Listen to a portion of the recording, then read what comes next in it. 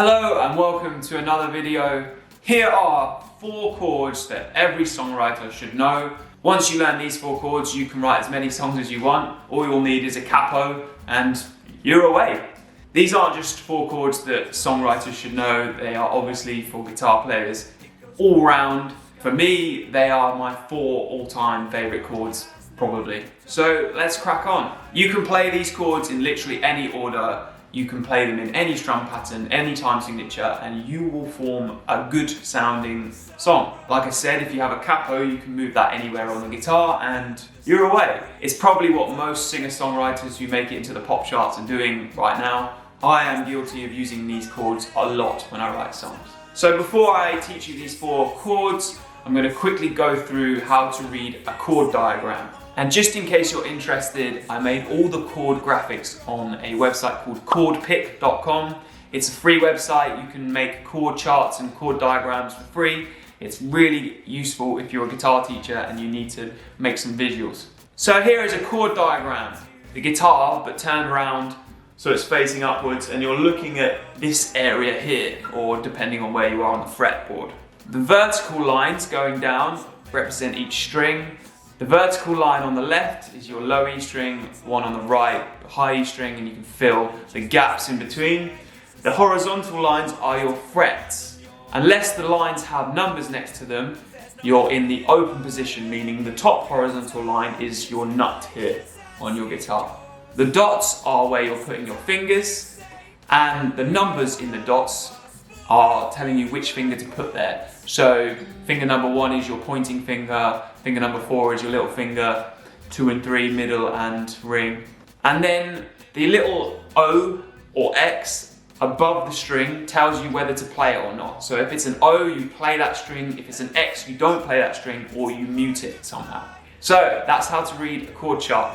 Nice and easy. So here are the 4 chords every songwriter should know. For all 4 chords, your 3rd and 4th finger will be in the same position. So you don't need to move them.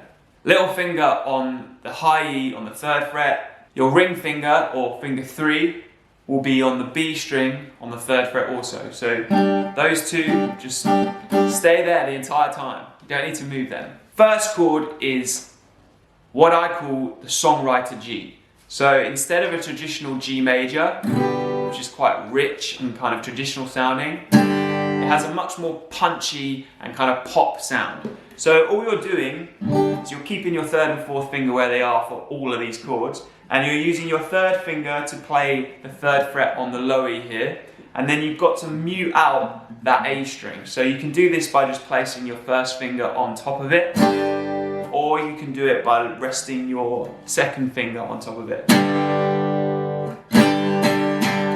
This is an amazing chord. So you can have lots of fun with that. It's just so much more punchy, so much more in your face, and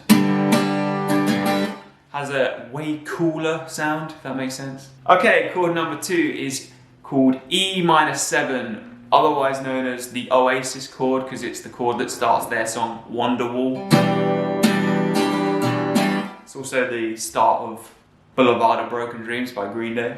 This is, again, with your 3rd and 4th finger in the position they're in throughout all these chords. That 3rd fret on the high E for the little finger, 3rd fret on the B for the ring finger, and then your other 2 fingers are playing the shape of an E minor, like a traditional E minor. So 2nd fret on the A string for the 1st finger, 2nd fret on the D string for the 2nd finger, and you're just playing all those strings, man. It's got a kind of almost suspended feel, but it's still minor. It pairs very well with that G we've just learned, so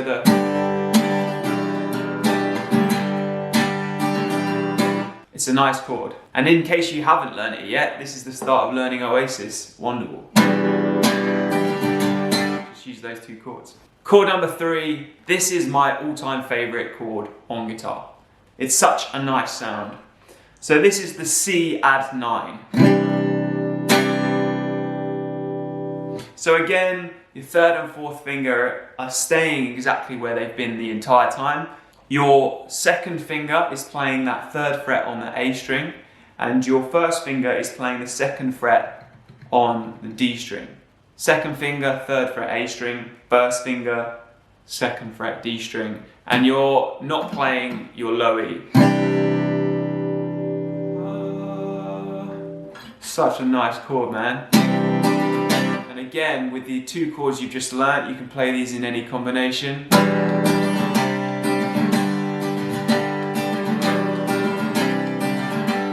A little cool tip with this chord is you can take off that first finger whenever you like, and it kind of adds this sort of C/D add 9 vibe. It's a very subtle change, but it sounds nice within a chord progression, like a...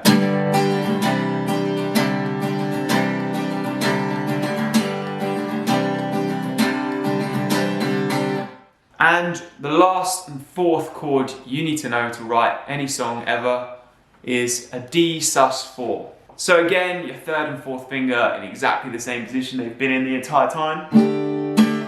Your first finger on the second fret of the G string here, leaving out that low E. You can add the A string in if you want, or you can just go from the D string. It's got that real nice suspended, there's no resolution. It's cool.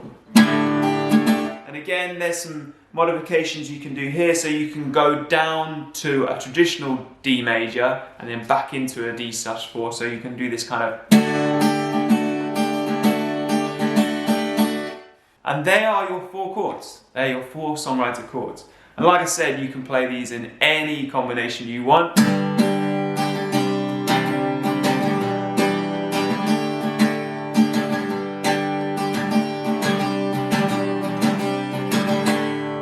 They're great if you want to play any American country, like...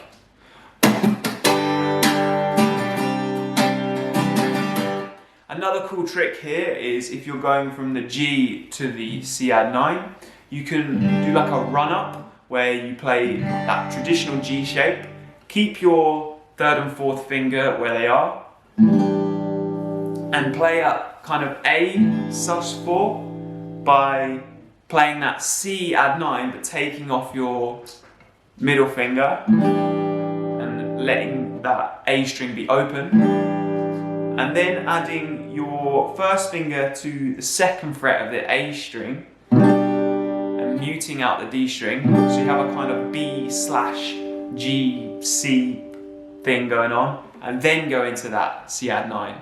So all together would sound like... But if you want to put it into like a chord progression quickly,